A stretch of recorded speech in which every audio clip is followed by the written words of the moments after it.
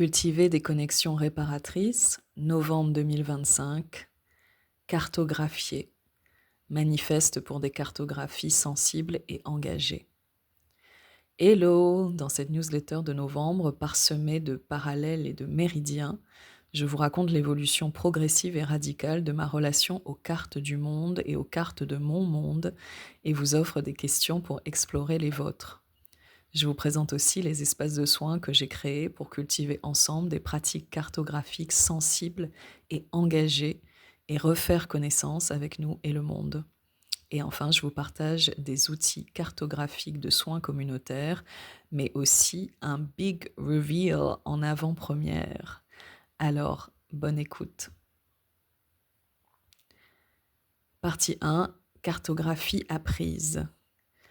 Est-ce que tu aimes cartographier ? Quels mots, représentations, sensations ou émotions émergent quand tu lis ou entends ce verbe ? Cartographier. Voici la définition donnée par le Larousse. Cartographie, ensemble des opérations ayant pour objet l'élaboration, la rédaction et l'édition de cartes, ou alors représentation spatiale d'une réalité non géographique, par exemple cartographie chromosomique. Alors j'ai utilisé ce verbe la semaine dernière dans un carrousel de présentation de l'atelier S'enraciner, résister, rêver, dont le prochain cycle asynchrone commence le 3 novembre. J'avais mis sur le post comment cartographier l'écosystème qui anime tes valeurs et tes rêves, ce qui est au centre de l'atelier S'enraciner, résister, rêver. Et il se trouve que j'ai hésité à employer ce verbe alors que pourtant il fait partie intégrante de ma pratique d'accompagnement. Et je me suis rendu compte que souvent ce sont les choses les plus essentielles qui sont les plus dures à exprimer. Du coup, je me suis dit que j'allais en faire le cœur de cette newsletter de novembre pour vous raconter un peu mon rapport à la cartographie et savoir ce que ça évoque de votre côté. Alors, je suis passionnée par la notion de cartographie et mon rapport à elle a énormément évolué au fil des 10 dernières années. Au début de mes études de l'aide moderne, il y a plus de 15 ans maintenant, je me suis spécialisée dans l'étude des récits de voyage européens du XVIe siècle et donc des cartes qui leur sont associées. J'étais fascinée par les représentations anciennes de La Réunion, où je suis née et où j'ai vécu la plus grande partie de ma vie, dans l'océan Indien, mais aussi par les représentations du Brésil, que j'étudiais dans les récits de voyage du XVIe siècle de Hans Staden, Jean Deléry et André Tévé, et aussi par la multitude de créatures marines et de monstres qui peuplaient les océans, et par les traversées océaniques qui me rappelaient les voyages qui ont marqué l'histoire de mes ancêtres. Mon approche à l'époque était esthétique et littéraire, intime aussi, et complètement apolitique, car on m'enseignait ces cartes de cette manière. Et il y a dans la newsletter écrite, si vous voulez aller faire un tour, des illustrations donc du planisphère Cantino, une carte qui a représenté les découvertes entre guillemets castillanes et portugaises des années 1492 à 1500, et un détail de la Carta Marina de Olaus Magnus de 1539, où on voit notamment une représentation d'une baleine, d'un orque et d'autres monstres marins. Et vous, quelles sont les cartes qui vous sont familières ? Quelles sont les cartes que vous avez apprises à l'école ou pendant des études ? Et quelles sont celles que vous utilisez au quotidien ? Et là, dans la newsletter écrite, j'ai mis un petit screenshot de Google Maps où on voit l'île de la Réunion et l'île Maurice zoomées dans l'océan Indien. Partie 2, désorientation décoloniale. Ce n'est que lorsque j'ai déménagé aux États-Unis, où j'ai vécu et travaillé pendant 8 ans en tant que prof-chercheuse, que mon système de référence a été désorienté et que j'ai appris à désapprendre et que mon approche de la cartographie est devenue politique grâce aux enseignements décoloniaux que j'ai reçus de collègues, d'amis et d'activistes. J'ai appris au fur et à mesure à quel point les représentations cartographiques étaient subjectives et politiques et comment les cartes du XIVe au XVIe siècle avaient servi de support aux grandes découvertes, entre guillemets, c'est-à-dire au développement colonial des pays européens. Dans la newsletter écrite, je vous ai mis une image d'une rose des vents surplombée par une fleur de lys qui symbolise le nord depuis les cartes portugaises de Christophe Colomb et qu'on retrouve donc sur le planisphère Cantino dont je vous ai parlé juste avant. Au fur et à mesure, j'ai radicalement changé mon approche, que ce soit dans les cours que j'enseignais ou dans ma recherche. au fur et à mesure de ses apprentissages. Il se trouve que les bibliothèques des institutions universitaires où j'enseignais possèdent une quantité inestimable d'archives cartographiques, ce qui pose d'ailleurs la question des archives et du pouvoir. Et j'ai pu y organiser des ateliers pour nous entraider avec les étudiants, les étudiantes, à questionner notre rapport à la représentation du monde. On a pu, par exemple, être magnifiquement désorienté par cette carte du géographe, explorateur, médecin, botaniste arabe andalou Mohammad al-Idrissi. Elle a été commandée par Roger II de Sicile vers 1138 et fait partie du planisphère intitulé Livre du divertissement de celui qui désire découvrir le monde. Elle est orientée vers le sud au lieu d'être orientée vers le nord. Et ces cartes ont été considérées comme les plus précises du monde pendant les 3 siècles suivants. Et vous en avez une représentation dans la version écrite de cette newsletter. On a aussi appris que jusqu'en 2018, Google Maps utilisait la projection cartographique de Mercator, basée sur la carte plane formalisée par le géographe flamand Gerardus Mercator en 1569 et qui est devenue le planisphère de référence dans le monde. Sauf qu'elle a été faite pour servir les besoins des navigateurs du XVIe siècle. Elle conserve les angles, mais elle donne une idée fausse des surfaces occupées par les différentes régions du monde, notamment l'Afrique, qui apparaît de taille équivalente au Groenland, alors qu'elle est 14 à 15 fois plus étendue. La carte est reprise au XIXe siècle par le professeur et géographe français Vidal de la Blache pour les cartes murales scolaires et influence donc les écoliers en leur enseignant une vision eurocentrée et surdimensionnée de l'Europe. Pour contrer la dimension impérialiste de cette carte, le cartographe allemand Arno Peters, qui a été inspiré par la réalisation du pasteur écossais James Gall en 1885, a proposé une autre projection en 1967 qui ne préserve pas la forme des continents mais représente leur superficie réelle. Je vous en ai mis une représentation aussi dans la newsletter écrite. Alors est-ce que vous connaissiez l'histoire de ces 2 représentations cartographiques ? Moi, personnellement, il m'aura donc fallu 30 ans d'existence pour en prendre conscience. Grâce au site Native Land Digital, on a aussi pu apprendre à challenger les frontières coloniales actuelles en découvrant les terres, les langues et les récits cartographiques autochtones de nombreux endroits du globe. Je vous recommande vivement leur site interactif, vous avez le lien dans la version écrite, pour explorer ces différents endroits de manière radicalement désorientante et différente. Si le sujet vous intéresse, je vous recommande aussi vivement le numéro 18 du magazine The Funambulist, Cartography and Power, qui est en accès libre en anglais sur leur site, ou encore cette super vidéo Trax Arte en français, Contre-cartographie, ce que Google Maps ne vous montre pas, qui a été envoyée par l'une d'entre vous et qui propose plein de belles pistes pour repenser la cartographie. Et vous alors, est-ce qu'il y a des moments de votre vie où vous avez appris à désapprendre ? Est-ce que votre manière de vous représenter le réel et de le représenter a évolué ? Comment et grâce à quoi ou qui ?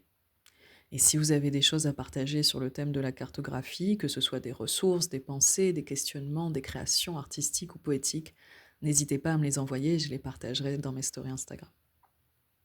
Partie 3, refaire connaissance, cartographie de soi. Durant la même période, à mesure que j'apprenais à repenser mes représentations du monde, j'apprenais à réaliser ma propre cartographie avec l'aide de thérapeutes et de collectifs soutenants. Grâce à une multiplicité d'outils et d'échanges sur les émotions, le corps, les relations, les traumas, les neurodivergences, les besoins, les limites, la place qu'on occupe au sein des systèmes, je refaisais connaissance avec moi-même en me reconnectant à ma créativité via des schémas, des listes, des dessins, des frises, des tableaux, des poèmes.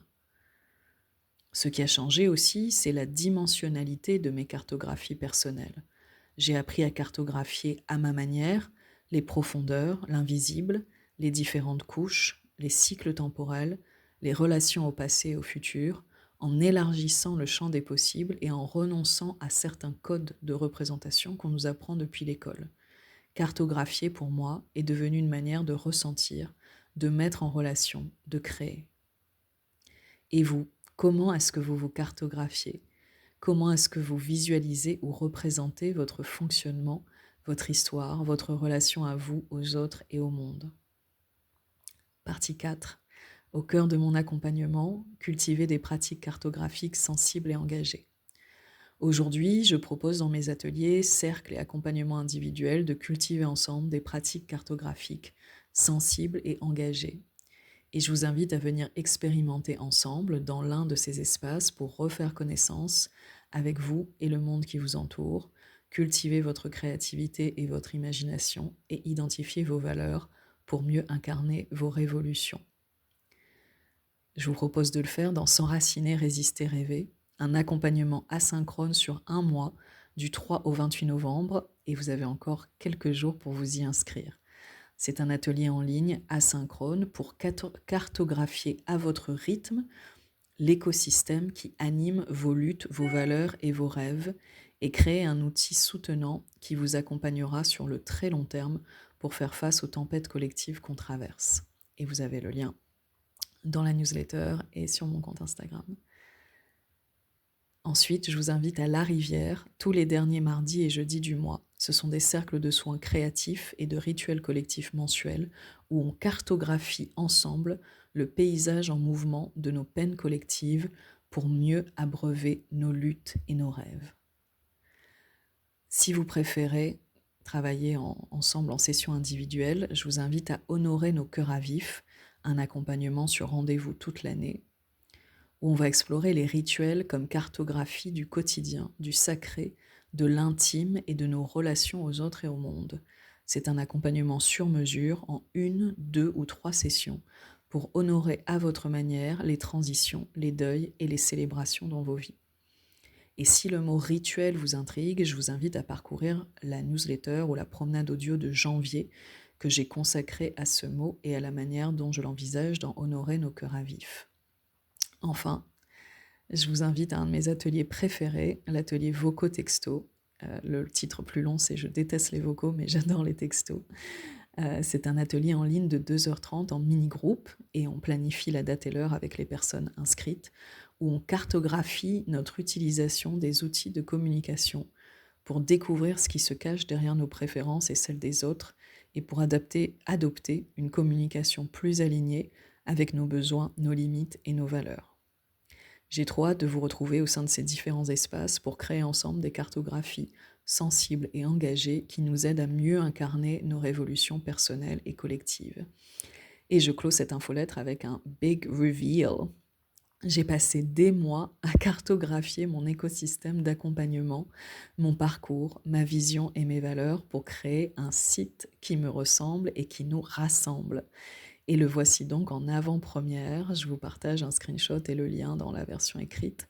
Il y a plein de choses à modifier, bien sûr, et à simplifier. C'est encore un work in progress très dense, mais j'avais envie de le mettre en circulation pour que vous puissiez commencer à naviguer sur cette carte de mon univers et à me partager vos réactions et vos suggestions.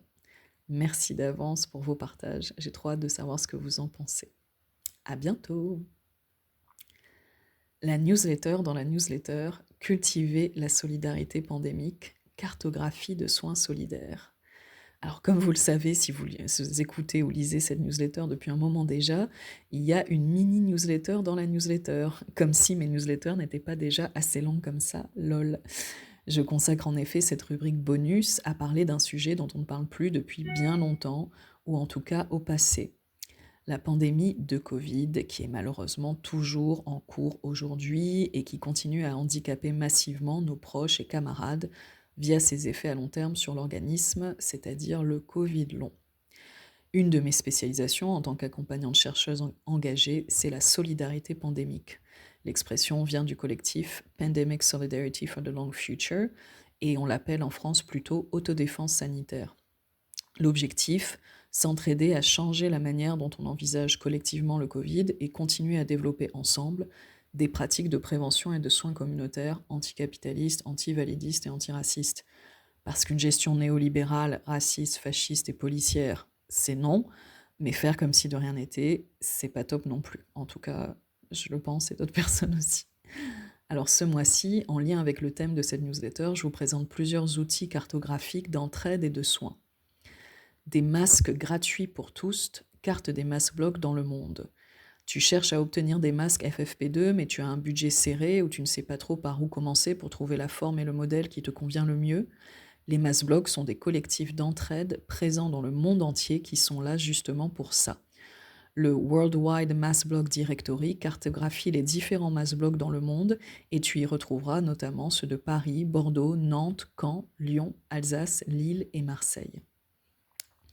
Des tests gratuits pour tous, carte des testeurs PCR mutualisés. Je ne sais pas si vous avez suivi, mais alors que les taux de Covid continuent à exploser, le gouvernement a décidé depuis un moment le déremboursement des tests PCR. Et je vous ai mis dans la newsletter écrite le lien vers un article qui explique en quoi c'est hyper problématique pour tous les travailleurs, travailleuses. Il existe une machine pour faire des tests PCR à domicile, mais son prix est encore élevé. Alors le collectif Winslow a mis en place une carte collaborative recensant les personnes qui mettent leur machine à dispo dans différentes régions de France. Cartographie sensible du Covid long par les personnes concernées. Comment visualiser les maladies chroniques face à un corps médical récalcitrant, voire gazlightant, et entraîné à ne pas aborder le corps dans son ensemble et dans ses relations à différents contextes. Comment exprimer les symptômes multiples du Covid long quand les conséquences post-virales du Covid sont encore niées par la majorité des médecins. Le projet Visualizing Long COVID propose aux personnes concernées d'exprimer leurs symptômes chroniques via des cartographies sensibles pour communiquer leur expérience à leurs proches et aux soignants-soignantes. Leur approche est présentée dans cet article du Guardian. We think of the body as a map, a new approach to deciphering long COVID.